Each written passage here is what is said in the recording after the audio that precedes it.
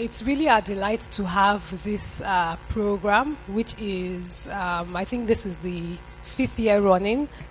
The reason we do our Business Outlook session is that at some point in 2015, we were doing a strategy session and we got feedback from a few of the people that participated in the strategy session. So it was a strategy session workshop for our alumni members, and a number of them said that there were things that they felt would help to contextualize their strategic planning and strategic decision making. And so we had referred them to a few business outlook programs. And one of the feedback that they gave was, while they felt that there was a lot of value in the business outlook programs, they felt that a lot of it were over their heads. So the conversations seemed a bit more towards corporates and larger corporates than towards a small and growing business in Nigeria. So whether conversations in terms of the words used, the descriptions, or just even really breaking it down. Of course, the plan is for everybody here to become a really big business, and for those of us who are not yet there anyway. But we also want to take people along that journey. So since then, we've organized our own in-house business outlook session that would also speak to the needs of our small and growing businesses at FATE Foundation. And we started in 2016 with doing it inside FATE. And I think the first time we did it in FATE, we almost filled the room. And then this is our largest training room. The second year, we didn't have enough space. Last year, we did it at another slightly bigger space. So we said, okay, since we got up to about 150 to 200 interests for this, we'll use this bigger space. So that's why we're right here today. What is also extremely special about today's program is that we're also doing it in partnership with the Alumni Executive Committee of FATE Foundation. So last year at the Alumni Conference in September in Surulere, we inaugurated our new Alumni Executive Committee Council.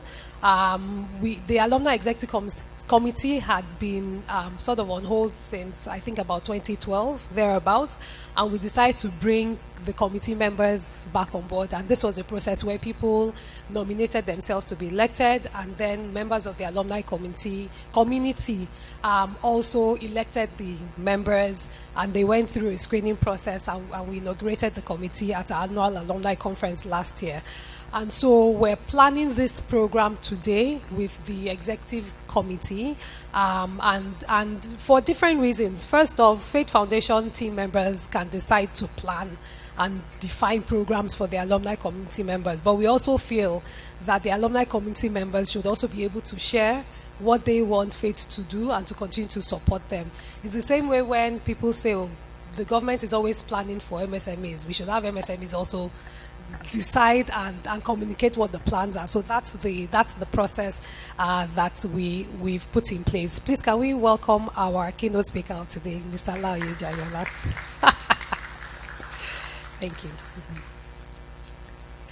And so we've decided that programs that we do with the alumni community, we'll be doing them jointly with the alumni community executives. And so towards the end of today's program, the executive committee members would also come and talk about their plans. There were feedback surveys that have also gone around. We've gotten a lot of feedback, and they will be sharing their insights for the feedback that the alumni committee members have shared with them, and also the planning going forward with that. So it's meant to be a very interactive day, interactive session, and an engaging one as at that too. So I wanted to give that brief before we started. And so the conversations today, we've themed it the good, the bad, and the opportunities. I know that the word in the middle is the one that seems to be the one that is almost like we started January this year, and so many things, so many policies, programs, whether it's security, health-wise, policy-wise, at the state and national levels, a lot of things are happening. But we always say that in every environment, in every situation, There's so many things that happen, and there's still always opportunities. People will say that even in war, there are people that make money out of war and grow businesses and grow empires literally from that. So we're not saying we're starting a war and we're suggesting business ideas. But the idea, again, is to expand and give us the horizon to think about what the climate is, what the macroeconomic outlook is, what are the key regulatory implications of how we're even evolving as a society. What are some of the things that we're going to see this year going forward, and how can that guide our decision making as we have these conversations. And as usual, it will be a very, very interactive session, an engaging session, and there'll be opportunities for us to have Q&A at some point. So please start to write and note down your questions as we start and continue these conversations, and they'll be guided appropriately when it's the time for the Q&A session. And so thank you once again, everybody, and we look forward to having a very engaging session today. Thank you. Thank you very much, Adenike Adeyemi, for that welcome address. Right now, I would like to introduce a man. He's the current CEO of the Nigerian Economic Summit Group. He's also into the non-profits, non-artisan private sector organization. So this man truly has an impact in the way business is being done in Nigeria. He truly has his foothold in the business sector. This is no other person, highly innovative. He's a visionary leader with over 30 years of international financial marketing. He worked with the central bank for over 10 years. I mean, I can go on and on talking about this man. But today, we'll be having someone who would come and give us perspectives, insights on the opportunities on business in the environment in Nigeria, with Lagos also in particular. Please join me in welcoming Mr. Laoye Jaiyeola.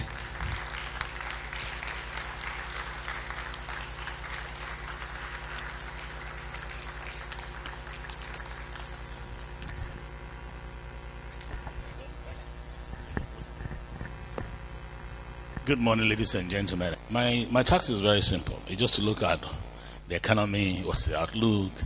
And when I saw Wale, I told Wale, I said, all the tax matters, especially given the Finance Act and all the things around it, you share it. But I'll talk a bit about what the outlook looks like. And in doing that, I've decided to divide my presentation into three. First, to look at the state of Nigerian economy, where we are coming from, where we're looking at, what we're looking at. And then we'll look at it, then we'll come and look at the MSME sector itself. What are the dynamics around the MSME sectors? And then we'll then project into the outlook for 2020. For us, sometimes they don't look only at 1 year at the NESG. Because only the stockbrokers that look at 1 year, and they're looking at performances per quarter. As if they don't look at the long term, they will make any profit. For the last 3 years, we have successfully come out of recession, right? All of us know that Nigeria went into recession June 2016. And since then, we've been out of recession. Now, it's debatable. Some people say, we are still in recession. Why? Because a lot of them have not returned to the state they were prior to the recession. And therefore, as far as they're concerned, they're still in recession. But it's very simple about economics regarding what amounts to a recession and what is not a recession. And once you have some positive growth for once you have negative growth 3 consecutive quarters, you're deemed to be in recession. And once you come out of it, that means you're out of it. And so for Nigeria, we've been out of recession for the last 3 years. But unfortunately, we've been struggling. We haven't had that sufficient growth that is required to drive the economy of our size. We've been barely around 2%. And that is particularly worrisome when you realize that our population is growing at a rate higher than that. So effectively, we're not growing. Because whilst the economy grows at an average of 2%, depending on what you look at, Our population is doing about 3.2 per annum. So effectively, we're negative. But it is important to note that in the last 3 quarters, the figures for the last fourth quarter was not around, but we did estimation. But the last 3 quarters, we've been growing. We've been growing around 2.1, 2.2, thereabout. But that is not good enough. And it's not good enough because when you look at, in those days, we used to compare Nigeria with the Asian tigers, right? So what they do in Singapore, what they do in all of those areas in Malaysia and co. We don't need to go far. In Africa, there are as much as 16 countries that are doing very well. There are economies that are doing 9% growth, 8% growth, and sustainably they've sustained it for over a longer period. And therefore, one of the things we always do to government is to tell government, look, enough of looking at what those people are doing. People around us that you think are small, they are not important. They're growing positively, and they've done it consistently. And Rwanda, even Ivory Coast, despite all the war they've had in recent time, Ghana, I don't want to measure that. Even Niger is going, they're doing more than us. All of them are doing an average of 5 to 8, 9 positive growth. And there is a tendency that they will do a lot better there. In fact, the projection that Africa will be lower is because the 4 big economies in Africa are misbehaving. Nigeria, South Africa, Algeria, and Angola, all those oil people, all those resource people were misbehaving. We are the one pulling Africa back. Otherwise, Africa could have been growing at rates of 7-8%, which we need to do to grow. So, it's sad, we're not growing very well. But beyond growth, what we then did was that if our GDP is doing just about 2% growth, let's look at the sector. For the purpose of the economics, they always look at about 45, 46 sectors that make up our GDP. And so what we did was to look at what are the sectors that have been growing on a faster pace, and where are those that are not growing at all. So we have 10 lists there. We have 10 top fastest growing sectors in the last three quarters. Coal and mining, road transportation, air, telecoms, water, petroleum, all of those ones. But the irony of it is that that's not where we have our MSMEs. By projection, a lot of the MSME outfits are within services. And services that account to close to about 52% of our GDP is not growing. So we have only about 10 going fast. About 23 out of the 45 sectors are doing just about 2%, just slightly 2% growth. And the rest of them are not growing at all. Later we're going to look at what are the factors that are not making these sectors grow and what will. So, a number of people will say the reason why we've contrasted and we've not grown is simply because there are FX restrictions. We still have the FX ban windows. We have multiple windows for buying. But again, many people will say, though there are multiple, but the R&E window, the import and export window, had been very stable. And CBN has tried as much as possible to fund that sector. But for services and MSME, we all will know that part of the reason that things are not good is the tariffs have been high. Border closure of recently has affected a lot of us. Things around electricity, things around logistics. You want to buy and move things around from states to states. Things around the work of regulatory agencies. And this is not trying to pour cold water on the effort of PBEC. PBEC is doing quite a few, and we're working with them to ensure they can do the best that they can. But what we've told them is that we haven't moved the big needles yet. There are a number of work to be done.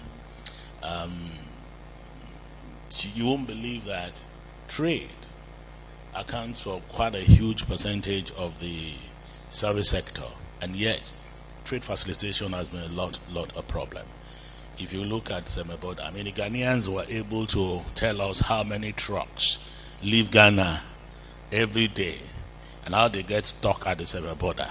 We don't even have a figure of those ones, and then if you're involved in those trades, you know how many rotten tomatoes and apples and things you've had to deal with. So there's no doubt that the services sector is not doing well, and that shows in the number. All the time we talk about moving from oil to non-oil sector. And it's let's go non-oil. I said yes, but oil is the one that's still bailing us out. And if oil coughs, we all cough, right? Don't forget, we all went into recession because the price of oil dipped significantly. And because it did, we have limited accretion to result. And that was a signal to everybody to say, how healthy is our nation? So people then did all they could do until we went into those depreciation. So oil declined last year by about 9%. And we saw oil price came down from about $72 per barrel in 2018 to $65.6 per barrel. This year, government had said they will use 57. Unfortunately, it's already doing something lower. Today, it's around 54 today. We only hope that that will be only temporary. In addition to that, we're not seeing sufficient volume. Government had projected they will use 2.3 million barrels per day, but what we're doing is hovering between 1.6 and 1.9 million barrels per day. Now, our net current account in Nigeria has not done well. In other words, we are importing. Our import is not good enough. Our export is still not good enough, and therefore we're not doing as well as we should do. But the net income, not balance, is lower in 2019 than it was in 2020.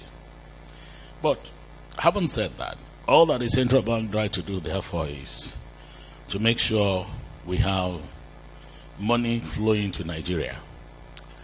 You know, there are two ways that we can grow an economy. I always say you can work on your trade side by facilitating trade and ensuring business. The other thing is that you can work on capital inflow side. Now, capital inflow could be either local, domestic resource mobilization or do foreign capital mobilization. Unfortunately for us, we are not getting sufficient foreign inflow. Again, you ask the question, why are we not doing that? Despite the fact that there are 25% of total world investable fund attracting negative interest. Why is that they're not coming to Nigeria? Ghana is getting it. Ethiopia is getting it. Other nations are getting it. Why are they not coming to Nigeria? And it's very simple. People have said our policy flip-flop is one reason. Lack of clear direction as to where we're going. Today we say we will be market. Tomorrow we don't know whether we are running market or non-market. And I'm going to say this, I know I'm with MSMEs, but I always give this example and illustration. When the power sector was privatized, was deregulated, our concern then was that we felt the problem was with generation. Unfortunately, we've come to realize that even when we generate, we cannot evacuate. We can't transmit, and when we transmit, we can't distribute very well. So it's a problem across the entire value chain. But then when they did the MITO agreement, it was based on what? Against dollar. Then dollar and naira were doing about 190 to $1. Today, dollar is doing 365. And we're saying they cannot reprice. And we're saying they should bring in more capital. The question I ask anybody that if you are doing business where you cannot even adjust to recover cost, who will bring the money? Unfortunately for us, we talk about Niger, we talk about Republic of Benin. All of them are paying the right prices and they're getting power. And what we tell people is that, what is the alternative cost of power to us? By the time we look at our diesel, fuel, we're actually paying much more than that. So why don't we just adjust and do what needs to be done and then go ahead? I sometimes feel that there's more politics to it. Those selling diesel and And all those generators will not let it. And the earlier we take an affirmation position and begin to fight the National Assembly people to don't play politics, the better for all of us. Because the truth of the matter is that unless there is power, if you look at MSME, part of the challenge you face is power. If all of us can do twice the amount of time we do, you generate the revenue, you will pay the revenue. But we aren't doing that. So back to, we're not attracting it. So no investor will come when there's a policy flip-flop. No investor will come when they don't know the role that market will play in the allocation of resources. So they stay back. So, and I tell people, money go to the person that is prepared for it. If you're not prepared for the money, it won't come to you. We're now borrowing a lot of money. We're going a lot of things, borrowing from Exim Bank, China, look, our disposition is that, okay, if you don't have money, you have to borrow money. What are you borrowing for? And how well? But the question is that, aren't there other alternatives to borrowing? And there are no other policies that we can implement that will make us still achieve the same result without borrowing? So some of the challenges some of us have is that we have not significantly explored the opportunities we have. So we're trying to move money. The money that is coming to Nigeria, we'll call them foreign portfolio investment. Hot money. They come, they go. And the central bank has not helped matter. Like I will say it here. The same treasury bill that me and you are buying, the foreigner will buy it at about 13-14%. Despite the fact that it's assured that as you can do that is to say that will compensate for devaluation. But there's no devaluation. It's guaranteed how much he will take his money. He's taking 14%, but me and you are paying 5.5. They're paying us 5.5%. All because we want to show that we have external reserves. It's a challenge and they know they can see through it. So, in terms of foreign direct investment, as at last year, we only were able to get $666 million, which is very paltry for all that we need to do as a nation. So the FX is not helping us. Inflation, CBN had said that inflation will be around 9%, but we all know that we closed the year about 11.4, 11.5. And this year, I don't have good news for you. It might go to 12 plus for a number of reasons. Minimum wage will have its impact. The closure of the border will have its impact. Many people might fear that there might be some devaluation. CBN said there is none. But you see, when you begin to see your accretion to reserve, if fuel oil is now doing $54 per barrel, if it goes any down and we're not accruing to reserve, then you see policies to defend, and then there's a way you can defend what is defensible, it will give way. So all of those have the tendency to push up inflation. And you then imagine if inflation is around 12.4, 12.5 per annum, and you are paying 5.5 for treasury bills. So it does not, nobody should save. I mean, they say spend your money today. You are better off spending your money today than saving for tomorrow. Now, so let's move to the MSME sector. Now, I've tried to talk a bit about, the available data showed that MSME sector, if you talk about the micro account for the largest of all that sector. And the figures show that they're growing and growing. Ditto for the small. But the medium is dying away.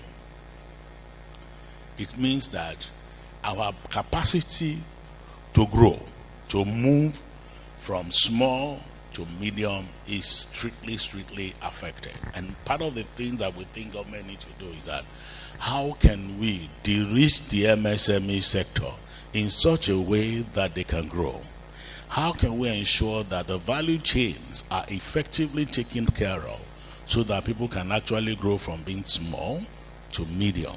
Because, hey, the MSME sector employs the bulk of the population, of the employment market. 86% are in the MSME sector. So how do we? So when we talk about unemployment, if we fix our MSME very well, we probably would do well in fixing some of our employment challenges.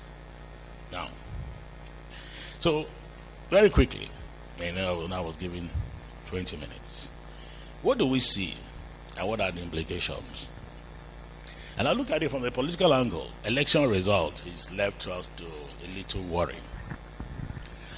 Election is gone, it's come and gone, but there has been some level of reduced confidence in our ability to manage ourselves.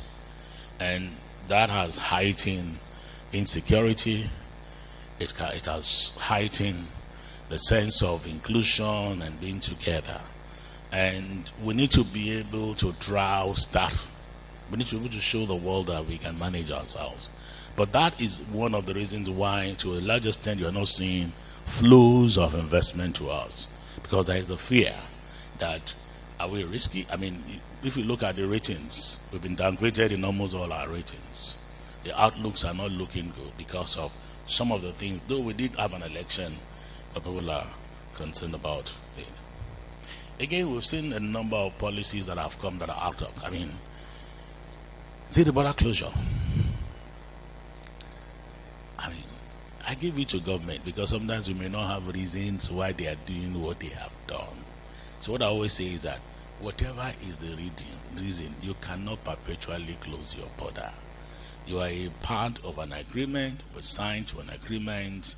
Not imagine that not too long after we went to sign to CFTA, and we're saying that we are willing and ready to allow trade to move in Africa. So that's a concern for us, and we don't know when they are going to open border, but aggravating it. And if you have such attitude that, and I tell you what it means is simply that when you sign an agreement, you are saying amongst ourselves, you can trust me. I will abide by what we've done.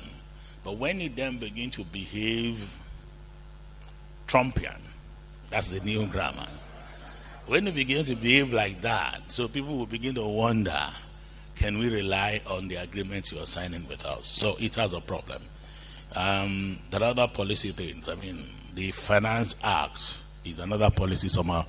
Well, you know, it's a mixed bag. It's a mixed bag. I mean, it has tried to address some of the challenges we had of old. It has created some new ones. But again, that area I leave to my brother to talk when it comes on. The early passage of the budget is good. At least we now have January to December. And we only hope that there will be release of CapEx very early so that at least businesses can grow as much as possible. Now, of course, we hope that we'll deal with the issue of power. And I want to beg, our concern should not be whether they increase tariff. What we should be asking for is, let's have that power. And let's be efficient. Let's have our meters so that we know what we're paying for.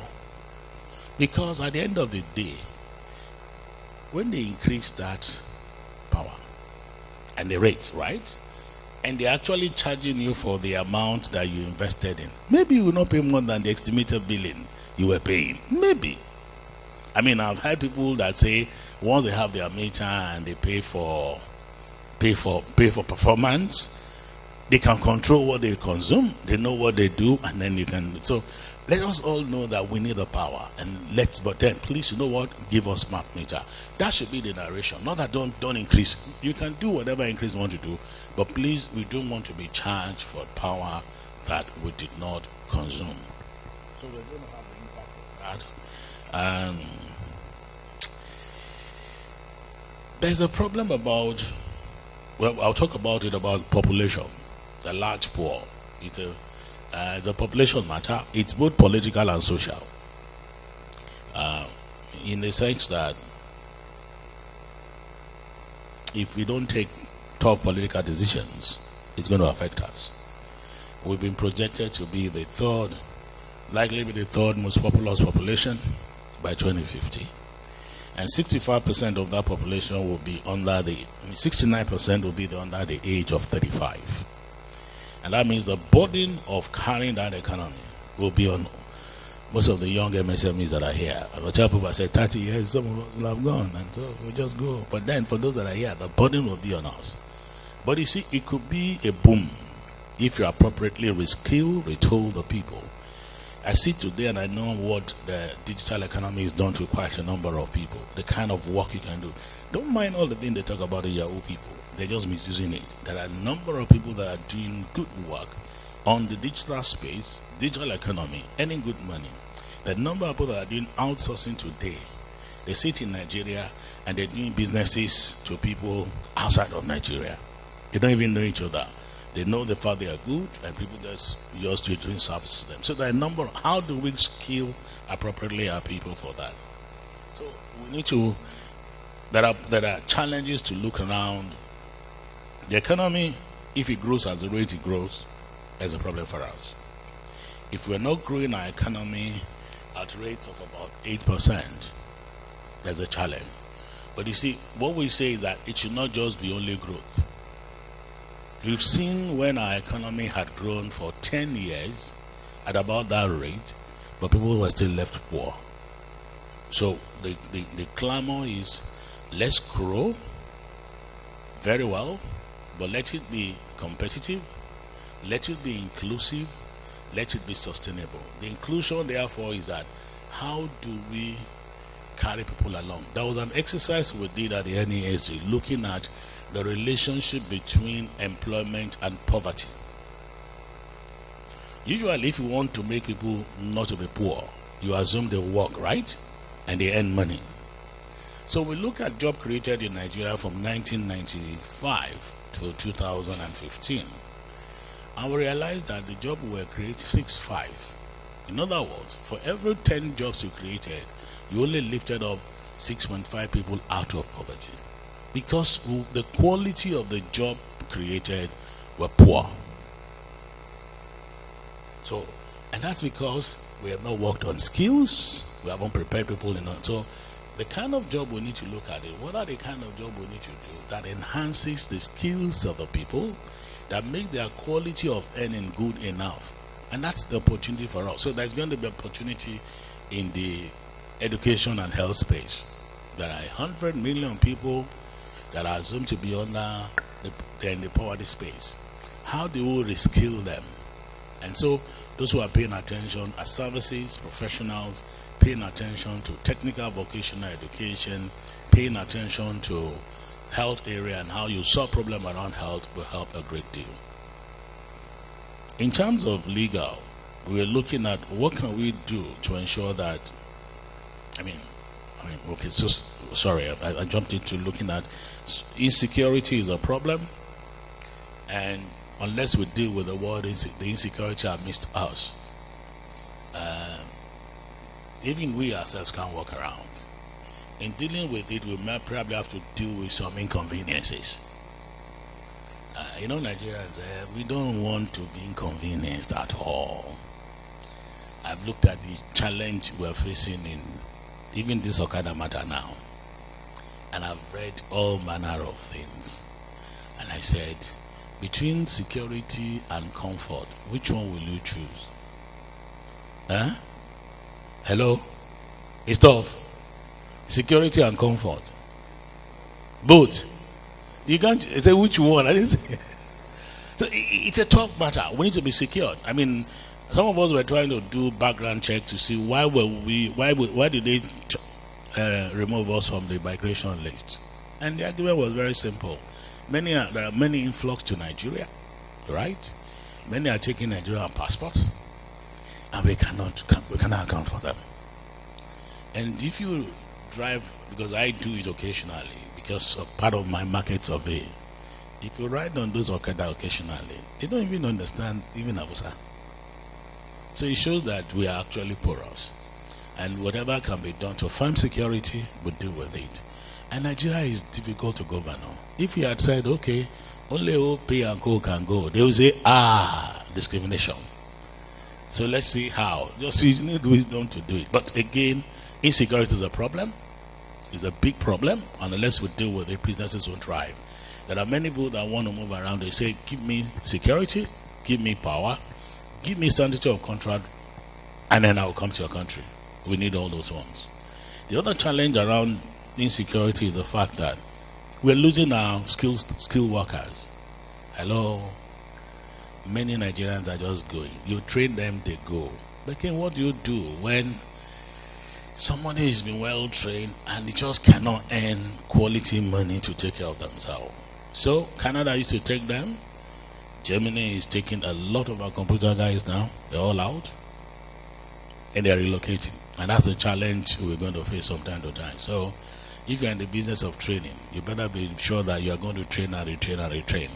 I hope the people you are training to train them will be around to train. So those are the challenges we'll face. It's train and training. Migration. And I tell people, I said, we can actually take it as a business, given the fact that some part of the world are having shrinking population and we are expanding. Can we really prepare our people so that they'll be good enough to go out? The good thing that Nigeria observed this year is that remittances flow from diaspora gave us more money than oil this year. Yeah, gave us $25 billion, much more than oil this year. So maybe it might be a program that we'll plan that can give us money, like Indians had diaspora flows that help them. But there's opportunity for train and to train our people. Of course, one problem we're facing are charges from non-state actors, and it affects MSMEs.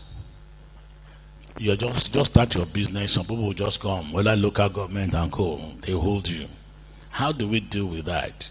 And part of the work we are doing is to work with the state governments to control it. Kaduna State has done a fantastic job of that, in the sense that they told all of those guys and say, you know what, how much are you collecting? Let us collect for you. And they realized that they were getting much more money than when those agberos and co's were collecting it.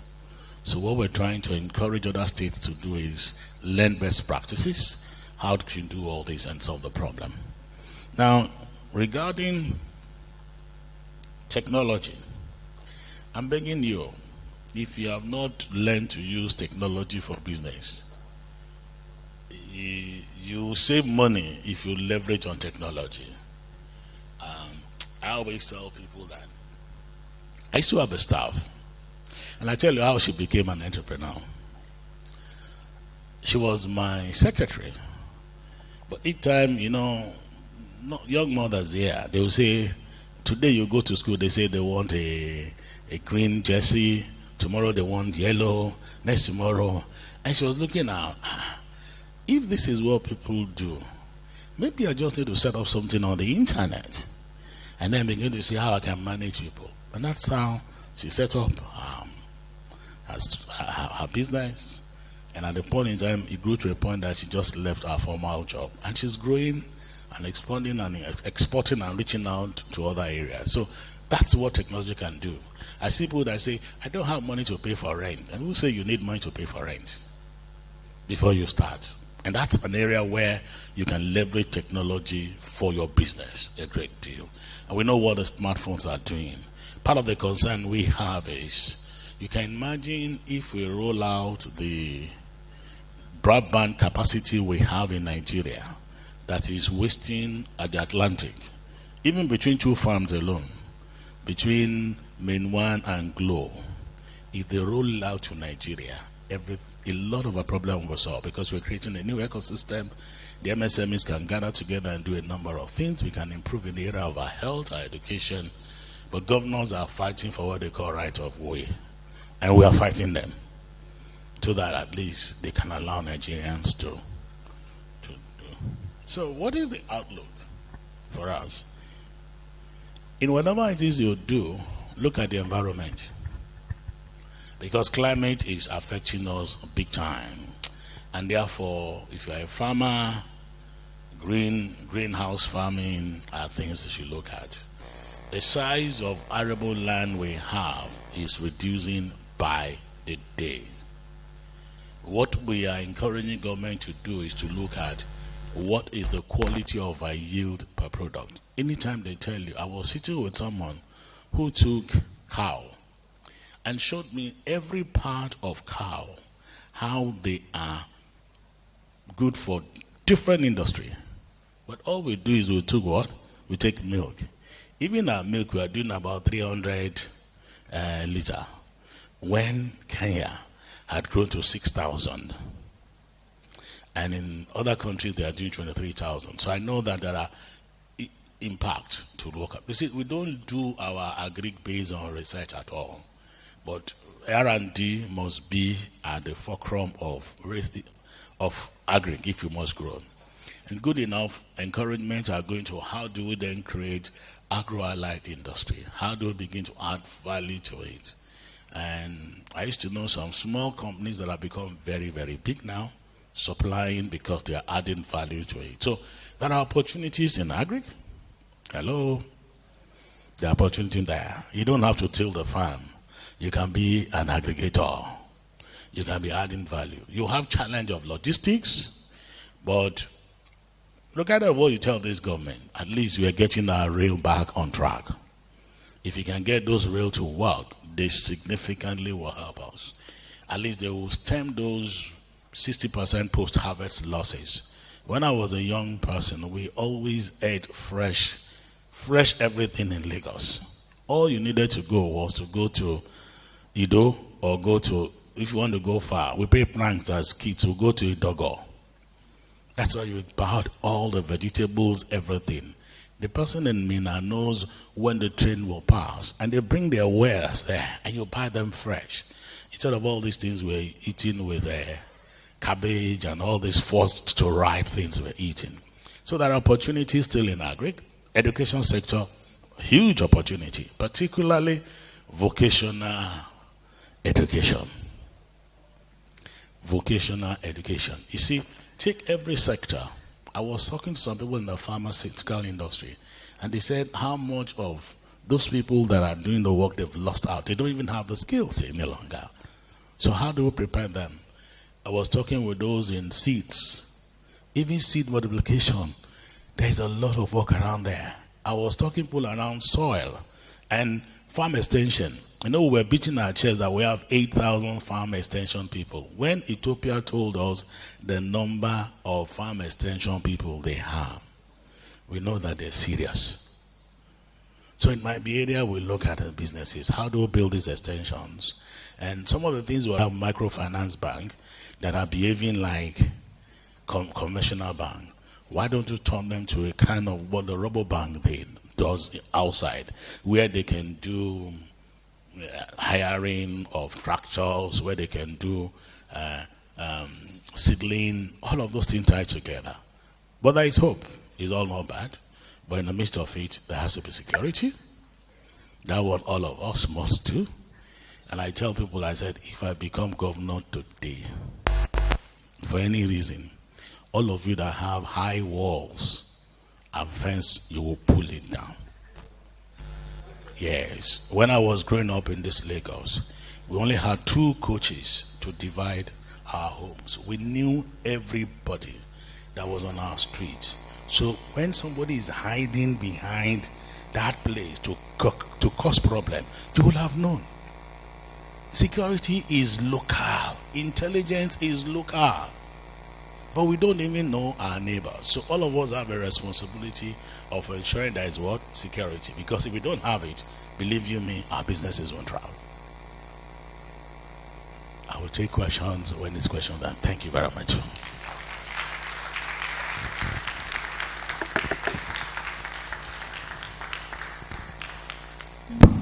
Thank you very much, Mr. Jaiyeola. I'd still like to have you on the podium here, but rather have a seat, please. A round of applause for him, please. So, okay. Yes. Right about now.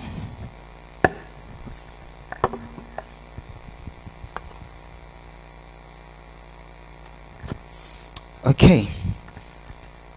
So, a little catch up for those of us who did not join in when Mr. Jaiyeola started his speech, his delivery. So he said, we haven't significantly explored available opportunities in Nigeria. We've solely been depending on oil. And once there is a dive or there is a curve with oil prices, it also affects every other businesses, as we've all experienced.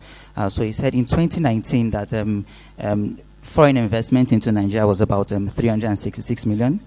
You said something like about that? So, around that figure, which is quite a paltry sum compared to what the likes of Ghana, Kenya, Tanzania have experienced. Foreign direct investment. Thank you very much, sir. And also, he now went further to talk about the MSME sector.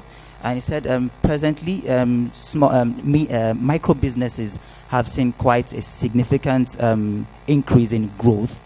But when it comes to the medium businesses, they've really been stagnant. They've been moving at snail speed. And so we really need to look into the medium business sector. Also, we talked about factors that would influence or is still influencing MSMEs in their various spaces. Talked about the political factors, economic factors, socio-political factors, technology, and rounded off about security, saying that we are on security. Security has to be localized. That's where the true intelligence comes in. And so with that, we'll be going further a step into today's program. So we have someone else who I'll be calling up to join us up on stage. And I wouldn't start by introducing him yet, but I would start with a short biography. So our next speaker that will be coming up here is a partner in a very renowned tax organization. He's a partner in the tax, regulatory, and people service practice of KPMG Advisory Services, Nigeria. He's the engagement partner on the remuneration advisory service projects of the firm. His areas of experience include compensation and benefit surveys, design of incentive schemes, personal income tax planning, planning and administration of pensions and other retirement benefit schemes, and tax business advice for local and multinational companies on the implications of new legislation. Please join me in welcoming no other person but Mr. Wale Ajayi.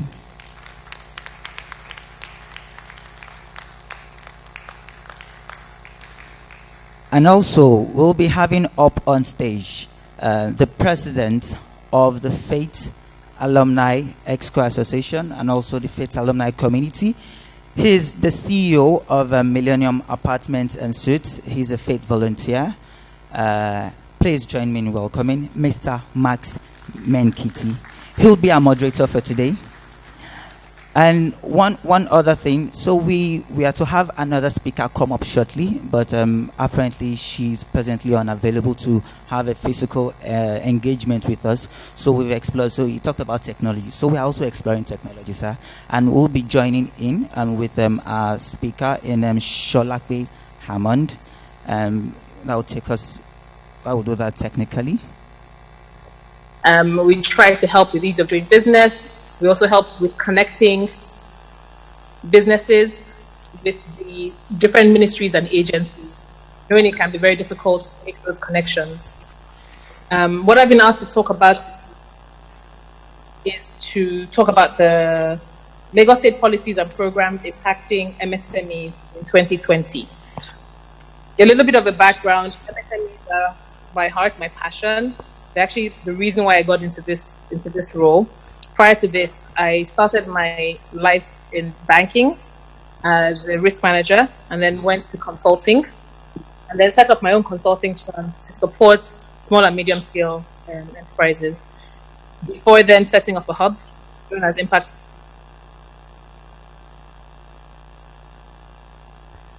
Hello? Okay, so I told you. So that's why I decided. Sorry? Sorry, we lost you there for about 30 seconds. Okay.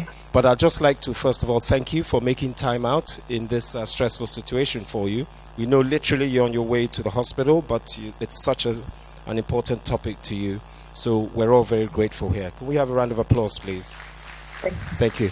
I know we're not going to be able to take the full 25 minutes delivery. So what I propose that we do is just allow you hit 4, 5, 6 points on the head, hit the nail on the head with from your presentation, and then we'll have 2, 3, 4 questions for you to try and distill through to where people may want to have more information on, and then after that we'll happily let you go.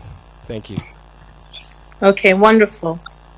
What I'll also do is I will send the presentation, which we might be able to share with the alumni later on.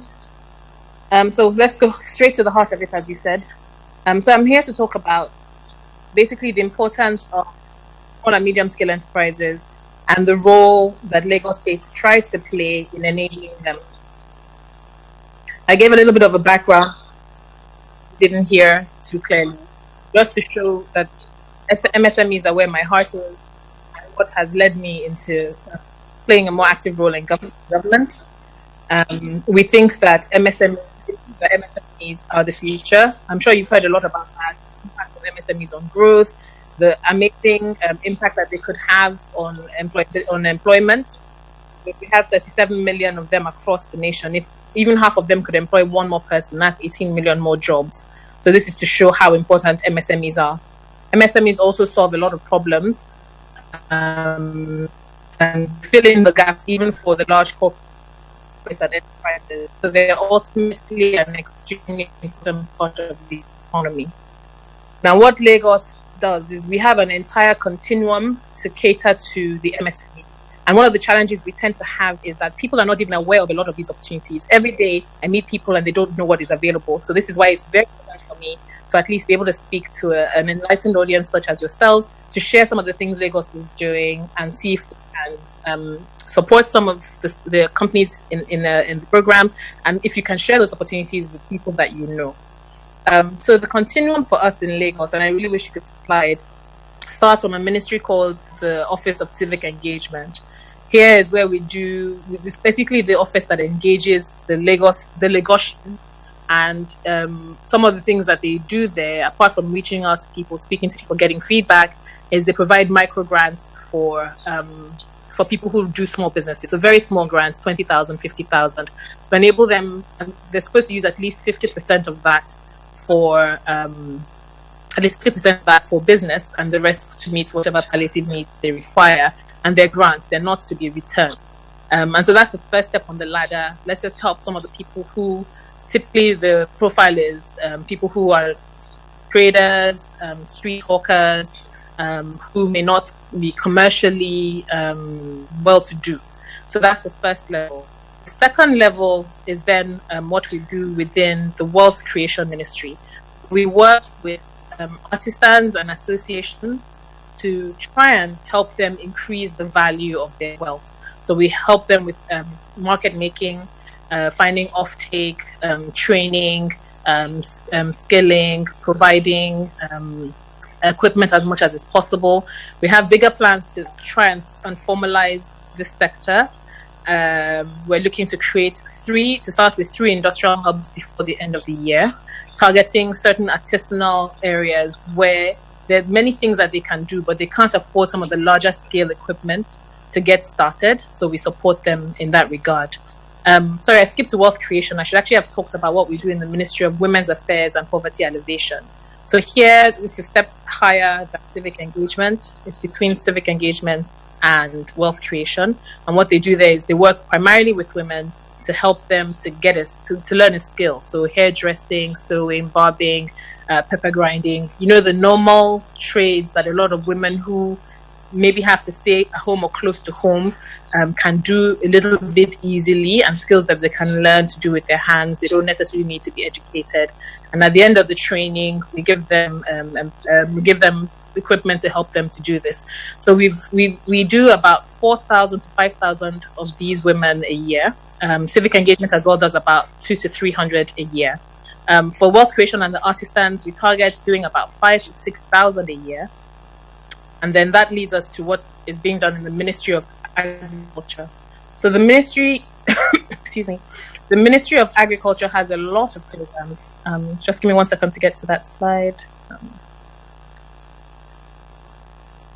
because they have a lot of programs. I think in all, they support, I think, about 5,000 a year as well.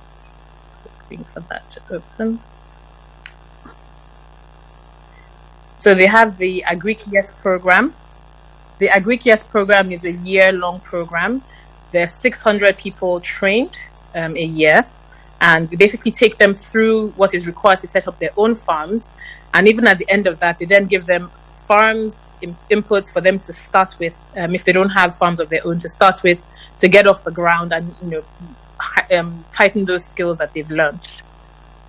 They also have a special program for youth, Youth Empowerment Scheme, Agripreneur Scheme. That's a 4-week program, which is done 5 times a year. We aim to do about 2,000 a year on that. Women and Youth Empowerment under the Agro-Processing Productivity Enhancement and Livelihood Program. That's 2 weeks a year, 1,700 people trained over the course of the year. Then we have a value chain enhancement program as well. This tends to work more with people who are already in the sector to help them with things like seedlings and inputs for their program. We have a special one dedicated to coconut, the coconut value chain, which is very, very big in Badagry, and also one around coconut bread and capacity building generally around the coconut scheme. So in the Agric Ministry as well, they have a lot of programs for agripreneurs. We're looking to create, the next collar mashers, the next easy farming, next Thrive Agric, next Farm Crowdy, essentially getting young people into agriculture so that we can have and leveraging technology and leveraging a better market environment so that we can actually have food security in Lagos State. I'm sure you know that most of the food we eat is brought in to us. We don't know where it comes from. We don't know when it comes in. We can't time it. And it's more expensive than anywhere else in the world. And there's no reason why that should be the case. There are many things that we can actually grow and develop, leveraging things like vertical farms, hydroponics, many other technological innovations that can enable us to improve our agriculture. So just the word out to the young people, come and get into agriculture. It's very exciting. My husband is a farmer. He owns the 4th largest oil palm plantation and mill in Nigeria. So at least you can't say that I don't have a farmer in my family. Okay, so from Agric, we then go to one of the biggest programs that we do have, the Lagos State Employment Trust Fund, which I'm sure many of you have heard of. The Lagos State Employment Trust Fund does things on 3 legs. Entrepreneurship, well, 4 really. Entrepreneurship, which is where we give loans to the entrepreneurs who already have existing businesses. We give loans up to 5 million naira depending on the level of the business. We've done that for about 10,000 businesses so far. We also do a training, of course, at the beginning to help them with the process. We have recently signed on with Access Bank last year to increase this. For the 10,000 we did over the last 4 years, we have given about 7 billion naira. 7.5 billion naira. We've recently signed on now with Access Bank to do 10 billion naira for women only. But don't worry, men, we still have the regular loans for you. These loans are low interest loans. They're 10% and payable over 2 years, which we think is good from a capital perspective. I don't think we can find anything else that matches. Maybe some BOI loans are equivalent. And they don't require collateral. So that really helps a lot of our people. LSETF also then does employability. So we train people for vocational skills, and really Nigeria needs to stop looking down on vocational skills. I was stunned when I found out 3 years ago that a very good tiler can earn between 300 and 500,000 a month. There's some graduate positions that you can't even get that. So, and there are people who really are just happier to work with their hands. So what we're trying to do is to build this culture and encourage people to get into vocational assistant, and we're looking to do a lot more. The third leg is employability. So we train people to take on roles in existing jobs. So we give them some of the skills that are said to be lacking among some of our graduates so that they're better positioned to get a job. And then the fourth one is technology. So we have Lagos Innovates, a technology program that does everything from supporting the hubs that help us to churn out the tech startups to also providing hub loans to the actual businesses that they're starting. So even if you just have a business idea, we give you money. We give up to 3 million naira over the course of 18 months to startup businesses, depending on the level that they're at. We have recently also started to give technology-enabled loans to startups, to developers who are looking to deepen their skills, or even people who are looking to get into developing. So we give you the loan, we put you in a program, you learn. Part of the objectives of that program is also to help you find work afterwards. And if you pass when you graduate, then you get a job, you can start to pay back that loan. So those are some of the things that Lagos is doing across the continuum. You can see we're doing everything from supporting existing trades to really trying to develop our vocational training, vocational skills, to agriculture, to regular businesses, to technology. And that's the spectrum of opportunities that are available in Lagos. As I said, I'll share the presentation so you can see the links of the different portals through which you can apply. And of course, you can always ask for the information through FATE Foundation. If you reach out to me, I'll share whatever information you need to have. Thank you.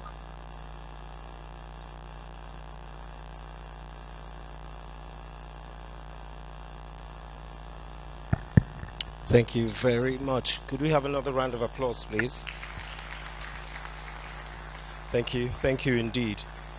Okay, so I had some tricky questions for you, but I think you've dodged out of quite a few of them. So that's good. I wanted to ask you, as one of the questions, which area would you advise entrepreneurs to focus on? Entrepreneurs that are based in Lagos, be they in the ideation stage or startup stage. I know you've sort of answered that already by saying that the whole agric sector with the value chain is a key focus for Lagos State. You've also said building up of vocational skills. That's also a place of big impact, big focus. And you've talked about tech already, business startups, hubs, etc. So I'm going to leave that for now. And then I'm going to go into one of the hot questions for the moment. Are you ready? Okay. So I'm going to say this on behalf of my alumni, on behalf of entrepreneurs in Lagos, right? Now, a lot was done recently by the current governor and his commissioners in fixing a lot of the roads. Sorry, can you hear me? Can you hear me, madam? Sorry, I couldn't hear you, so I put up the video so I can put it to my ear. Sorry, could you repeat the question? Right. So a lot was done recently from November, December, and into January in fixing up the roads to get Lagosians moving, which has a knock-on effect of reducing costs of transportation and also reducing costs to business. Now, this year, given that the borders in Lagos State have been shut, and that has a knock-on effect of increasing prices on entrepreneurs, especially small businesses, added to... Oh, yeah. I beg your pardon? So sorry, there's a really, really bad echo. Can someone type the questions into me and then I heard something about some cost. Is that VAT? Okay, we'll have to try and improvise. Just 1 second. The entertainment perspective is something we're looking to build out, but we are looking to establish a film school and continue to encourage people to build their skills in those areas. So one of the things I do now when movies end, I just look at all the jobs that don't exist in Nigeria. You hear big blockbuster movies like, the Marvel movies and DC movies, and you hear 8,000 people worked on these movies, and probably about 80% of those jobs we don't even have the skills for. They're not even in our line of visibility. But a lot of those things are even being done remotely, and we have a very mobile, very smart, very young, very talented, very creative young workforce here in Nigeria. And those are things that we think we can get into and really provide support for. So those would be the areas I encourage. But really, anything that you can do. This is a city that needs everything, so healthcare, agribusiness, whatever works. Power, let's solve the problems in power. And water, let's solve the problems with water and sanitation. There's so much that can be done. Okay, thank you very much. Can you hear me better now? A little better now. It's less of an echo. Okay, all right. I want to talk about the recent ban in Okadas.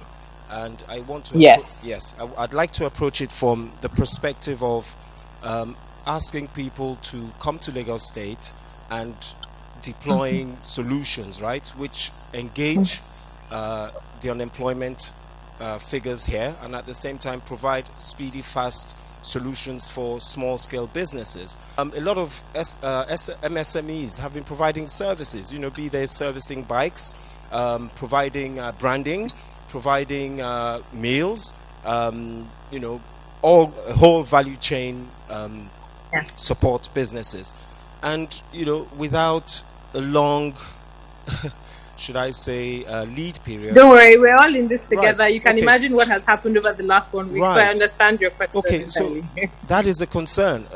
It is a big concern. How does someone borrow money, 5 million, 1 million that's available from family or from Lagos State, invest in expanding their shop, printing material, employing someone on marketing, taking on NYSC affordable labor, and the business is growing, right? And suddenly, these hailing rides are like, okay, that was your last invoice. We owe you. You're going to have to chase us around, perhaps, for your monies. And they're basically out of a business, right? They're out of a job.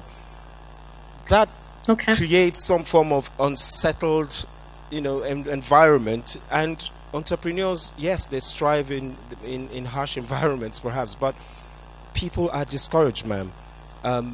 How can you give assurances, if that's the right word, or how could you possibly react to this, that our community, which I'm speaking for, a lot of them are pretty out of pocket now, and trust is a hard thing to build, right? So what do you have to say about that with this respect? Thank you. Okay, thank you. So this was the question I was expecting, and it's unfaceted. In fact, it is an extremely polarizing decision for everyone who thinks, who has one of the very many valid reasons why Okadas and Kekemawas provide service. We have just as many people on the other side who have many valid reasons why they are dangerous, they're security risk, they're safety risk, and should be banned. Government, at the end of the day, has to look at the whole elephant. We don't look at one part. I think we all remember that story of the elephant and the blind man. I never knew it to be relevant in my grown-up life, but it's really the best analogy for me now. Everyone sees a part of how it affects them, but the onus is on government to, at the end of the day, make the decision that is best for the greater number of people. Now, what that means is for every decision, there's a trade-off. I'm an economist, so for every decision, there is a trade-off. And unfortunately, there'll be certain things. Timing is also a factor. When should you make this decision? Should you wait and lose lives and have a security challenge on your hands? Should you act now while all the palliatives may not be fully in place? Those are also considerations that we took. But speaking to the three main issues against the ban, the first, of course, is the impact on job loss. So people who, and some of the people you've even spoken of, really may have a temporary impact where I'm a branding person, so I've lost the clients I have. But there are many businesses springing up in Lagos every single day. You will get a client. It does not mean it's not a painful transition, but in the interest of public safety and security, some of these inconveniences will happen. From a job provision perspective, we even have many more people. Many people are talking about 6,000 ride-hailing staff. There are over 500,000 Okada riders, Kekemawa drivers in Lagos. So there are many people who are potentially impacted by this restriction, which is really not a ban. It is a restriction to 42 out of 57 local governments. And yes, we're very well aware. We followed the numbers as well. We analyzed intensely before we came to this decision. We know that the areas where they have been banned are where the most profitable rides are. But I would wager that for us, what was really, really key, apart from security and safety, was one, ensuring that we protected as much of the industry as we could. So the businesses, the ride-hailing businesses, are actually largely registered for dispatch. And the dispatch industry was not touched. So we're not having a negative impact on retail, e-commerce, and courier services. The second was remote locations. So how does a young lady close at 6 or 7? Go through traffic because we have not yet fully ameliorated that issue. Get home or get to her bus stop at 10 and start walking in the middle of the night. I'm a woman. I have younger sisters. I don't want anyone to be attacked and harmed. So for us, remote, poorly connected communities that do not yet have bus services are the ones that we were also prioritizing, which if you look at then the split of how the restrictions were done, you'll see that we tried to protect some of those communities. However, we did as much as we could in terms of making sure that we found that balance between security and safety and convenience for our people. The other thing that we're doing is trying to put ameliorative services in place as fast as is possible. So we've added another 10% to the buses. 65 new buses have been added to the fleet since Monday. We're looking to add 500 in the next 1 to 2 months. We've deployed transportation on water, and yes, we know not all those communities are based on water or have water transportation, but we're hoping that if we move some people to that, it frees up the roads to some extent. There's also the opportunity to deploy minibuses. Hard decisions are taken by everybody. Lee Kuan Yew made a lot of very unpopular decisions when he started. Everyone thought India was crazy when they started the import substitution policy. But at the end of the day, you have to look to the future and make the best decision for your people. And we believe that we have done that. We believe that Lagos will see a correction in the next 2 to 3 weeks, and everyone will get fitter from the walking. And, hopefully we will get past this period where it is and we know it's hard on our people, on some of our people. And we wish it didn't have to be that way. So having sat on two sides of the fence, 2 tips that you could give that would help us on this side to grow faster. Thank you. Okay, but there's a lot of value in collaborating with government. I would say specifically for Lagos State. There are a lot of other young people in government, particularly in Lagos. Actually, I'm seeing that across all the states of the Federation. There are a lot of young people like us. Well, I'm not very young anymore, but, relatively in government. There are a lot of very, very talented, very knowledgeable people in government. The government is desperately always looking for good people who can bring solutions. But, we conceptualize these things and we say, the government can't, and if the government would, bring those solutions to government. There's so many things that government would be happy to adopt. In Lagos State, we've kicked off the idea box. Give us your idea. That's for those who are starting new ideas, so LSETF can support them. But we're putting in place grants for innovation, a great way to use AI to program the traffic light. Hello, can you hear me? Yes. Can you hear me? Okay. So we find a great way to program traffic lights better, or to create, new materials for building. There's so many solutions that we need. Many people don't even know what they can do with government. They're not registered as consultants. They don't come through. So if there's no interface between yourself and government, it's very difficult for government to see you and for you to see what the opportunities are. And there are a lot of opportunities. So interface with government. You put us there. Well, those who decide to vote, you put us there. So interface with us, engage with us. We're actually human, as you can see. My second tip would be aggregate. Too many of us try to do things in silos. We're so worried about people stealing our ideas. There's power in collaboration. At my hub, I put together 2 healthcare startups. One that has aggregated pharmacies across the country, and another that provides healthcare for geriatric patients. They provide doctors that do home visits, GeroCare, and MyMedicines.com. I love both these businesses. They're amazing, led by amazing people. Quick plug. And to the point where they've even said, if I'm going outside the country, we need to go together and plan where we're going, because they have been able to interface. The doctor doesn't have to build a pharmacy network. The pharmacy network gets instant service. There's so many areas of collaboration. I've also spoken to educational service providers as well about collaborating to onboard the schools. There are many areas where you can collaborate, come together and come forth. Even if you're not doing the work together, when you come as a group, you get a lot more recognition. You're able to leverage the joint networks that you have, and you're ultimately able to create a market more. The third, I'll say, I'm sorry, you said 2, but I have a third one. Nigerian businesses, Lagos businesses, please aim to be global. Every time I go to an international business plan competition, I meet companies from America, from North America, from South America, from Asia. They say, I started 3 years ago, I'm in 10 countries. I started 4 years ago, I'm in 15 countries. We need to start thinking that way. And the way to do it is to actually create these networks I'm talking about. When you go to conferences, don't just go to listen and bring them back to Nigeria. Go to make connections about how you can take your businesses to outside Nigeria. Believe me, you're doing some innovative things and you deserve to be celebrated. Thank you. Fantastic. Thank you very much. That has been very insightful. On behalf of the FATE Foundation Alumni, I'd like to thank you for making the time to be able to speak with us. Thank you. Thank you very much. Ladies and gentlemen, could you have a round of applause, please, as she signs out? We're about going into our next, we're having our next speaker, in Mr. Wale Ajayi, a tax partner, KPMG Nigeria. Please welcome him. in Lagos. So he said that was what he was going to do. We tried to convince him, but he said that was what he wanted to do. And we said, okay, fine, you will soon come back to us, right? So he came up with this impressive business plan, and he went to the bank trying to get money, to start up his business. Despite his impressive business plan, he couldn't get anything, but he did never allow that to deter him. What did he do? He decided to start with his savings, and he started his business. Right. That was in 2007. Fast forward to December 2019. That food business now has about 14 branches in the choicest parts of Lagos.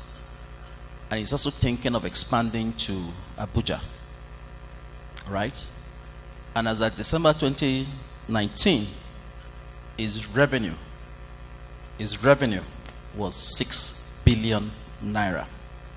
That's just 12 years. That is much more than what some big businesses earn. Now, I guess people might be wondering what food business am I talking about? Right? I'm sure some of us know when I mention the name. The name of that business is The Place.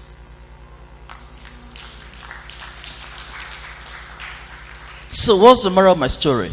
Despite the harsh business environment, despite the not too promising tax provisions we have in Nigeria, he never allowed that, to stop him. So I'm going to be talking about the tax outlook for SMEs in Nigeria. Our tax system seems to be oppressive. There's so many multiple taxes that people pay, especially businesses. And that is what the government is trying to do in 2020. But I'm going to speak more about that. But let me kind of discuss the objectives I hope to achieve at the end of this presentation. I think the very first thing is that for us to understand what our tax compliance requirements are, what do we need to do as MSMEs? When do we file? What kind of taxes are we liable to pay? And, what are the requirements for those taxes? And the other thing is to give you some basic understanding, some basic knowledge. Because, you can say tax is so complex, but you need to have some understanding so that when somebody is speaking to you, you can actually understand whether the person is saying the right thing, or not. And the third thing, of course, is for you to have some insight as to how you can look at your business model and ask yourself whether the way you currently operate is the right way to go. Because what you find out is a lot of people are operating on business structures or models that may not be efficient, but because they've seen what their neighbors have done, what their friends have done, so they've adopted that business model. So I'm going to be able to give you some insight as to how to look at your business model and correct it. So in terms of the content, I'm going to speak about the contribution of MSMEs to the global Nigerian economies, then talk about the business structures that I just said earlier on, and then talked about the Finance Act 2019 and the impact on MSMEs. And of course, try to understand what are the compliance requirements and some pitfalls that we need to manage. At the end of the day, the question then will be, how do we manage our taxes? Then I'm going to give my final thoughts. Okay, you don't have this, so you can't understand what I'm talking about here. So in terms of, I think when Laoye was speaking, he talked about, the contribution of MSME, right? And one thing that I would like to emphasize is that when you look across the various regions of the world, there are about 185 million MSMEs business in East Asia alone. And when you dive down to maybe sub-Saharan Africa, then you'll be looking at about 40 million MSMEs business. And then, of course, you look at the high-income OECD, like Western Europe, North America, New Zealand, and Australia. They have about 6 million MSMEs. But in terms of contribution, in sub-Saharan Africa, MSMEs alone contribute 37% to sub-Saharan Africa's GDP. And then you look at the employment in terms of the way they generate employment. In sub-Saharan Africa, MSMEs contribute 56% of the total employment in sub-Saharan Africa. And then looking at the contribution to tax, again, in sub-Saharan Africa, they contribute about 15% of taxes. So MSMEs do actually pay taxes, and they're making huge impact. But that's the picture When you look at that globally, what about coming to Nigeria? What do we see? I think the very first thing is to first understand what are MSMEs. And that is what the government tried to address. Because when you talk about MSMEs, you must have a standard definition of what we're talking about. And so in the national policy on MSMEs, they try to define what MSMEs are. And they start with the micro enterprises. And they look at two criteria. The first one is the employment, number of people you employ. And the second criterion is the asset value, when you take away land and building. And so the way they define micro is that if you employ less than 10 people, right, and you have an asset value that is less than 5 million, that is a micro business. But then if you're talking about a small business, then you're looking at you employing people between 10 and 49 people, and asset value between 5 and less than 50 million. And then, of course, the medium scale business, you employ between 50 and 199, and then you have asset value between 50 and 500 million in asset value. But one interesting thing that has happened in 2020 is that we have the Finance Act. And so for tax purposes, the Finance Act has defined what they mean by small business, what they mean by medium business, and what they mean by large business. So for tax purposes only, the way to look at business is this. If you don't generate up to 25 million in gross turnover, then you're a small business. So a medium business would be a company that generates between 25 million and 100 million. So if you go above 100 million, then you become a large business. But that's the classification for accounting purposes. So in Nigeria, when Laoye was speaking, he talked about the fact that medium enterprises are dying in Nigeria, and that is a fact. When you look at the number, as of 2017, there were about 42 million MSME businesses in Nigeria. And out of that, about 41 million are the micro enterprises. So just about 500,000 are the small and medium enterprises. Again, if you look at the contribution to employment, SMEs generate just about 3 million, while the micro businesses generate about close to about 60 million. So where do you find them? Right? Oh, okay. Yeah, so it's back. So where do you find them? It cuts across various sectors, but most of the MSME businesses will be found in the wholesale retail sector, about 42%. Agriculture will be 21%. Then other services about 13%. But in terms of the structure that they employ, which is to the top, to the right of the screen, about 66% operate a sole proprietorship or a partnership. 66% sole proprietorship. Only about 21% are incorporated as limited liability companies. Then about 6% are faith-based institutions run by churches or mosques, and then partnership about 5%, and less than 0.9% are cooperatives. So that's the way they are structured. Now, but the most important thing is that the right structure? So I'm going to talk about the business structures. You can either have, a limited liability company, or you have a partnership or a sole proprietorship. But we've seen that most of the companies that we have in that space are run through, or most of the businesses are run through sole proprietorship. Next slide, please. So, in terms of the business structure, what you will see, like I said, is that it's either you run your business as a limited liability company, or a partnership, or an incorporated entity. But there are so many factors that you need to look at. You just don't decide what you want to do. You need to ask yourself, some basic factors or some basic questions as to what is the more appropriate structure to have.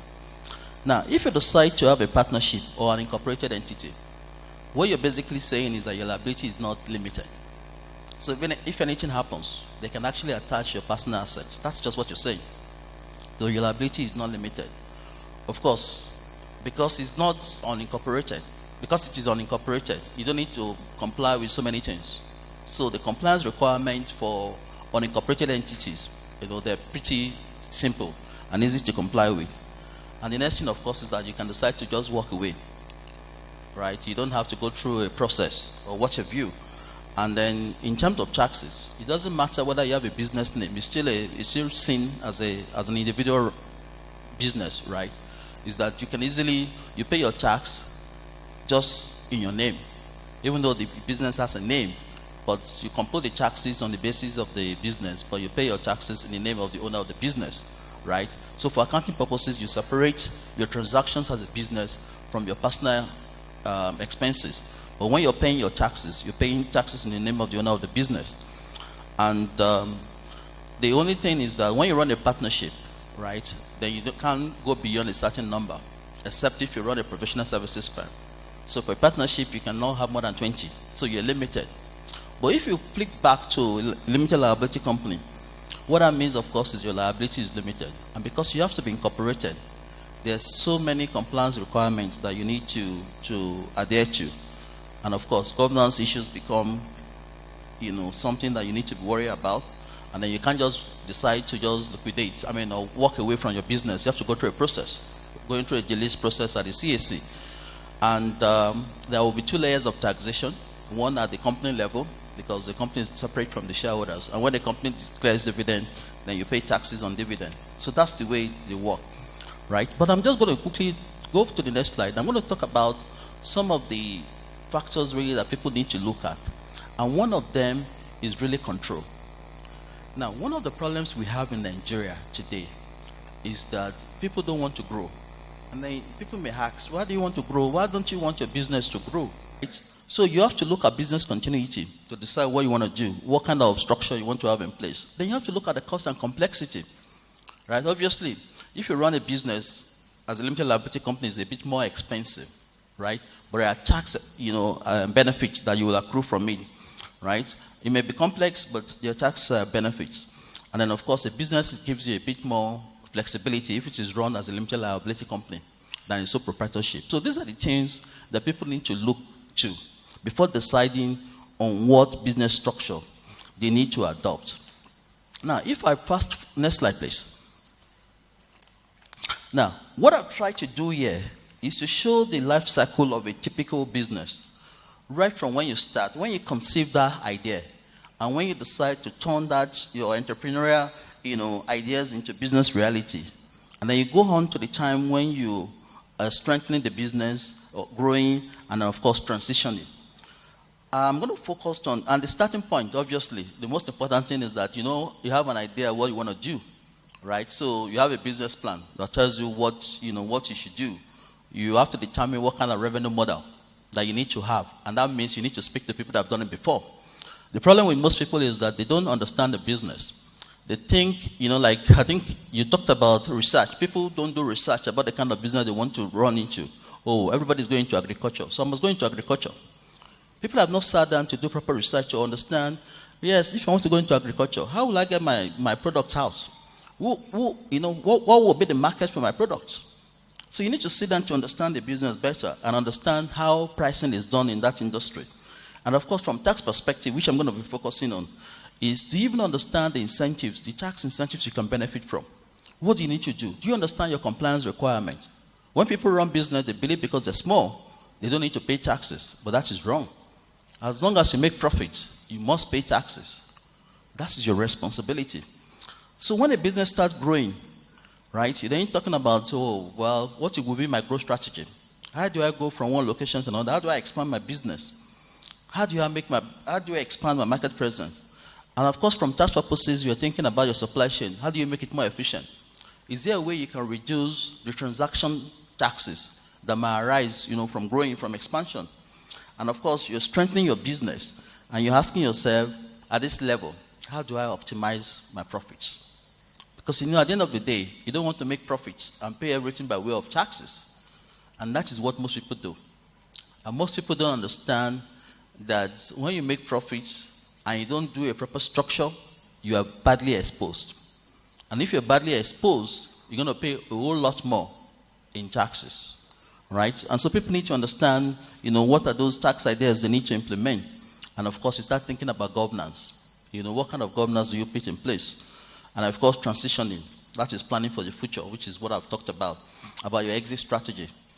How do you want to live the business? Do you want to sell the business? Do you want to transfer the business? So when you look at these life cycles, This is one of the things we actually try to do for small businesses. And people may ask, KPMG, yes, what we've decided to do as part of our CSR is to develop what we call an enterprise practice.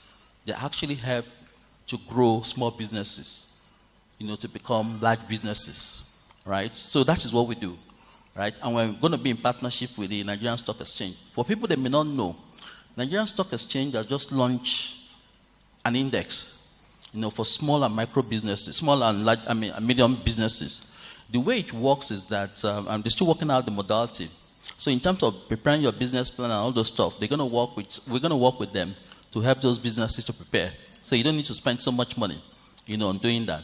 And so it gives you an avenue to actually raise capital, because people can then invest in those businesses, and it also provides liquidity for the businesses. So it's going to happen, very soon, right? It's called, the Growth Board. So if you Google it, you'll find out what it's all about, right? So those, that's the life cycle. So let's talk about the Finance Act. The Finance Act has some objectives that I want to achieve. I'm sure everybody has heard about people talking about Finance Act 2020 or Finance Act 2019.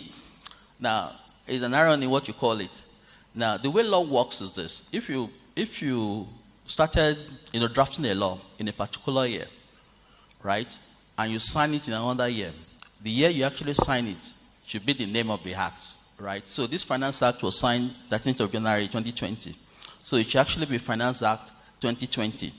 But the Gazette came out recently, just about 2 days ago, right? And in the Gazette, it was mistakenly referred to as Finance Act 2019, and that is why you have Finance Act 2019 there.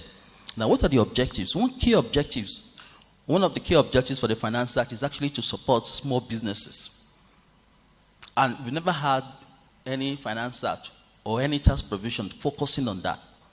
So when you look at the provisions, you will see that it is meant to boost the development of small businesses in Nigeria.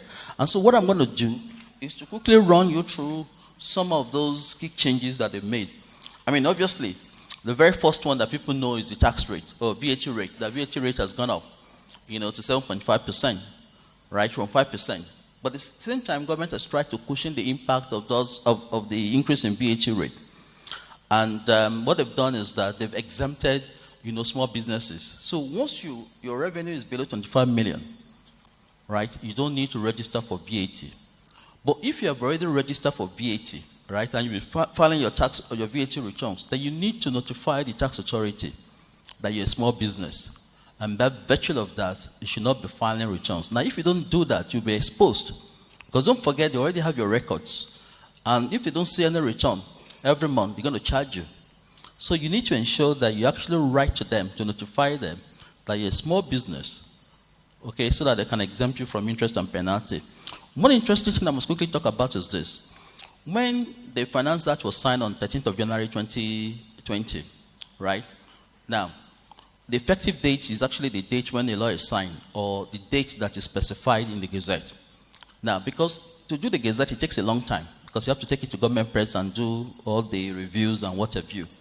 So the Minister of Finance, in her wisdom, said that the effective date would be 1st of February 2020, because then she had hoped that between the time the president signed it and 1st of February, that the Gazette will have been out. Because number one, you can't be held responsible for what you don't know. Yes, you might be hearing about VAT rate going up, but at the end of the day, there must be something that you can present to show that this is really the VAT rate, right?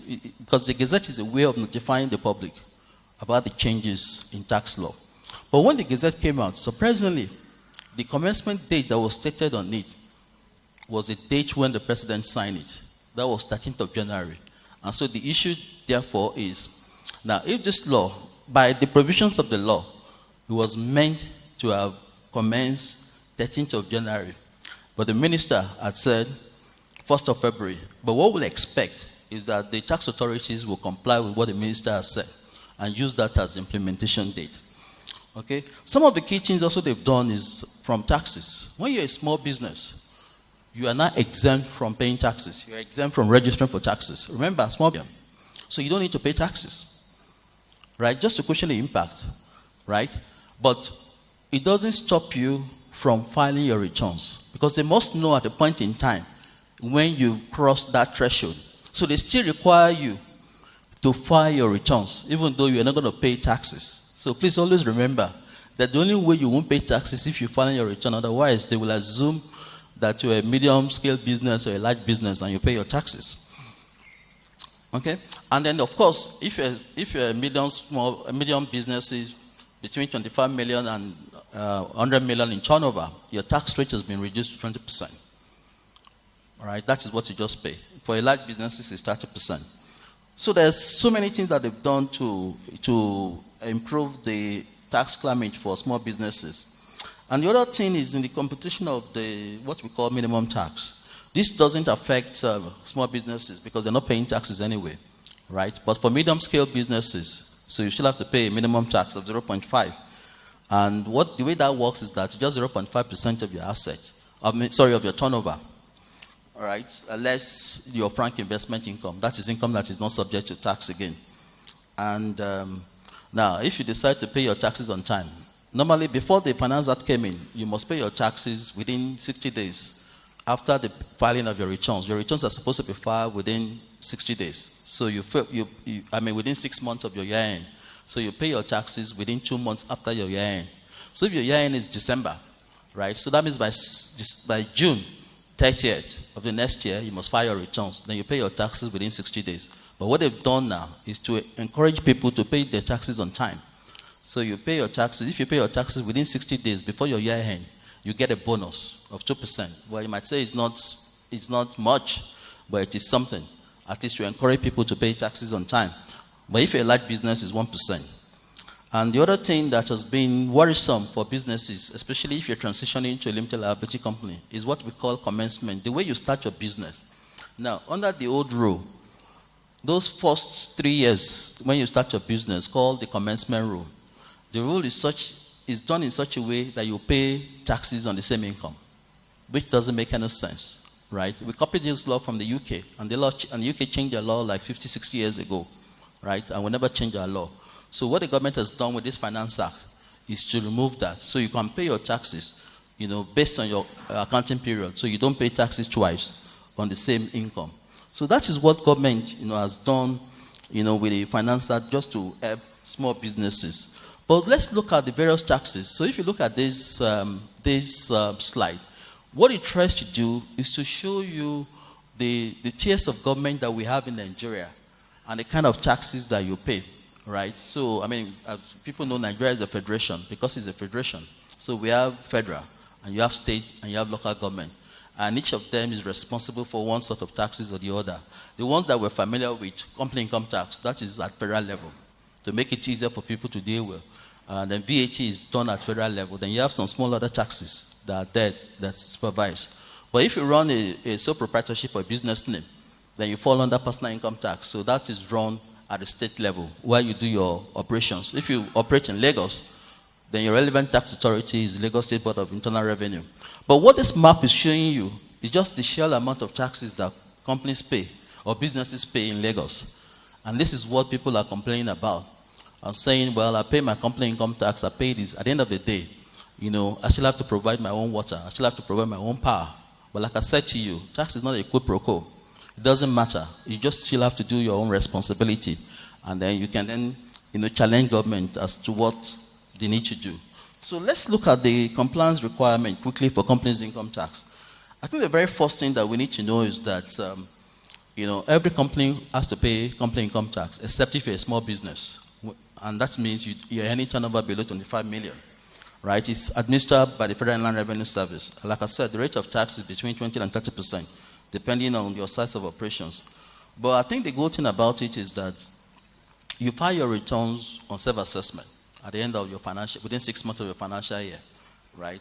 And then when you're filing your returns, it means you have to have returns that are audited. Your accounts must be audited. You have to have someone prepare your tax computations. But what some tax authorities are doing is just to help small businesses. They're developing templates where you can actually go online and you input all the information and it will help you to calculate your taxes. But like I said to you, it doesn't harm you from even having some little understanding of how the tax system works. Just imagine if you're paying taxes to government and you're relying on a template to pay taxes, then there may be some problem. Okay? Because don't forget, the mindset, especially in this part of the world, is to maximize revenue to government. And you want to manage your own taxes. So you need to have some understanding. It helps you to have some basic understanding of how the tax system works. Right? So apart from the company income tax, you still have what is called the tertiary education tax, which is meant to develop the educational sector in Nigeria. And it's just 2%, of profits. That is what companies do. And but if you run a partnership, like I said to you, which it's run, the partnership doesn't pay tax in its own name. It pays taxes, or the sole proprietorship, it pays taxes in the names of the partner or in the name of the owner of the business. So what you're actually paying is personal income tax, right? And you still have to file returns if you run a business, you still have to prepare an account for the business and then pay the taxes in your own name. The other thing, of course, because it's seen as an individual, so there's certain contributions that you need to make, like the national health insurance, the life insurance, the national housing fund for your employees. And then, you just have some graduated rates of taxes that people pay, right?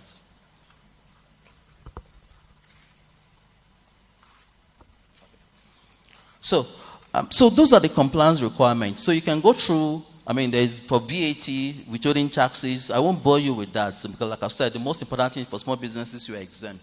But let me just quickly talk about the business pitfalls that people, so if you go to slide 19, that people face. I think the very first one is, like I said, is choosing the right, just go on, stop there. It's, what kind of model do you want to run? Am I going to run a sole proprietorship? Or I'm going to run a limited liability company? Now, remember that there are some tax incentives that you can only access if you're a limited liability company, right? So if you're doing exports, then it doesn't make any sense for you to run it as a business name, because you can't benefit from the incentives that are available. You have to be a company registered at the CFC and registered with the NEPC. So you have to understand that perspective. Of course, it's just a function of what you want to do. Do you want to give control, share control, or not? How complex do you want a business to run? So you need to decide what kind of model do you want to run. What kind of structure do you want to adopt? And the next thing, of course, is, and this is where small businesses are guilty of, keeping proper records. You cannot mix your personal records with your business records. You can't ask them, your customers to be paying, receipts into your own personal income. You don't keep proper records. How would they assess your tax liability? So if I come to you, and the way it works is that if I can't review your records and I can't determine how much revenue you make, the law gives the tax authorities the power to make what is called a best of judgment. So it's a way of looking at you, and I say, well, based on what I'm seeing, I think your income is this. How are you going to counter that if you don't have records? So you need to keep proper records. And the other thing is non-existent tax compliance internal control system. Most small businesses just feel that, look, I'm not supposed to pay taxes. I'm still trying very hard to break even. Why should I pay taxes? But that's not the way it works. There are rules that govern taxation. So you need to have some sort of, arrangement, or some basic understanding as to how the tax system works. And if you speak to the tax authorities, they can actually help you. And of course, engaging the right people. Like they say, penny wise, pound foolish. If you engage someone that really you think that should know and doesn't know, and don't forget that the person is your agent, right? If he's done the right thing on your behalf, it's not him or her they're going to hold, it's you they're going to hold, and that is why it makes sense for you to have some basic tax knowledge. And of course, if you don't file your returns, ignorance of the law is no excuse. If you don't know what you're supposed to do, you don't file your returns as and when due, there will be interest and penalties to pay, and that can really be expensive. There's a colleague of mine that runs a fashion business, and she just found out, that she might be exposed to late filing penalty for VAT for about 5 years. That's a lot of money. How much money is she making that she has to pay fines and penalties? If I tell you, calculate that, that's going to be running to millions of naira. And so you have to be careful that you understand what you need to do. And of course, is try to understand what incentives that are available to your business that you can take advantage of. When Shola was speaking, she talked about some of the incentives, some of the things that Lagos State government, does, the kind of finances, funds that are available. A lot of people actually don't know that. What they'll say to you is that, oh, I need to know somebody in Lagos State for me to be able to access the fund, or I need to access the fund that is available. Well, that is not true, right? I mean, because I know people that have actually benefited, from this fund. So try and develop your understanding and your knowledge of taxes. Now, how do you, just quickly to manage this, how do you manage the Nigerian taxes? I think the very first thing is what I've just said is, look, try and understand what incentives are there in the law for you, in the kind of business that you run. Now, if you understand that, you can take advantage of that, because that can save you between huge tax bill and a small tax bill. And the next thing, of course, is that if you're an export, the whole idea of what government is trying to do is to encourage businesses to go into export. And there's so many incentives that are available, to the extent that you may not even pay taxes on the income that you make. And of course, is how do you manage your tax exposure? And if you have a software system, you have to understand the software system is working as it should work. Now, what people focused on when they're installing a software system is more on the accounting. People don't bother about the taxes, right? Now, if you don't factor into the taxes, what you find out is that you may be exposed to huge liability. So those are the things that you need to do to manage your taxes, efficiently. What I'm just quickly going to do is talked about people that run personal income tax, which is the same thing for you. If you are not running a business, it's the same thing that there's also so many incentives that are available for people that run, their businesses as business name or sole proprietorship. But the fact of the matter is that if you don't read, you won't know. And one of the things that we try to do to help people develop basic tax knowledge is that in KPMG we've developed a KPMG Nigerian Tax Mobile app, and it's free. If you don't ask the questions and the doctor gives you a drug, it can be maybe because of some conditions that you have. It may be the wrong drugs for you. It's the same thing when you're dealing with consultant. Now, tax consultant, when you have some basic knowledge of tax, and the guy is saying, this is what you need to do, and you challenge him, and the person understands that, oh, this person has some bit of understanding, right? He will be very careful in what kind of advice that he gives to you. And that is why people need to have some basic tax understanding. It's not complicated. There's nothing complicated about it, and it's freely available. So what I'm going to do is to try and close as my final thoughts. I think when you look at what government has done, right, the whole idea is to support small businesses, especially this year. And they provided so many incentives to encourage small businesses to thrive. So when you look at the outlook, I would say it's promising. It's very promising, and it's very, very positive. And then you also look at what the NSC has done by way of regulation, trying to create, a growth board. So that, one of the major challenges that small businesses have always faced has always been liquidity, finance. And what they're trying to do is to provide an avenue where small businesses can actually access funds. So the environment or the outlook is actually positive this year. But you know what? As positive as it is, it's still your responsibility to pay your taxes. Don't see tax as a punishment. It's not a punishment. It's your responsibility, to pay your taxes. And like I always say to people, not because I'm a tax person, because I also feel the same thing that you feel. Taxation is not a quid pro quo. You don't say because government is not providing services to you, right, you will not pay your taxes. If you do that and you're caught, right, you're going to be exposed to huge penalty. I mean, forget about the reputational or the name and shame, right? But you're going to be exposed to huge penalty and interest. I'm sure that people have heard about some people that describe themselves as accidental Americans, right? Maybe, especially if you're someone from Europe or UK, for example, and for some reason you were born in the US. They never applied. I mean, for Nigerians, we know we're not accidental because we wanted to have our kids actually born in the US, right? But for them, they just went there and they were born. They never applied for the passport, right? And they never went back to the US. Guess what US has done? Because US pay taxes. You pay taxes if you're an American. It doesn't matter whether you're in America or not. You pay taxes, based on citizenship. In Nigeria, you pay taxes based on where you're resident. So if I leave Nigeria today and go to the UK, I won't pay Nigerian taxes. But if you're born in America and you have an American passport, wherever you are, you have to pay American taxes. And there were people that have never been to America since they were born. And last year, One of my friends was saddled with a liability. He got an assessment of about 25 million pounds. All right. He's never done any business in America. Ignorance of the law is no excuse. 25 million pounds. And he's now thinking of how to negotiate with them, to settle that liability. Because, America has this rule. If you have a bank account, the account must always indicate whether you're American or not. And they will ask you. If you don't respond, they will freeze your account. So you don't have any choice. So what am I saying? You need to have some knowledge of tax law. You need to have some understanding of what you need to do as a business. Your objective is not just to focus on growing your business. Your objective should include growing my business and paying the right amount of taxes. Thank you so much.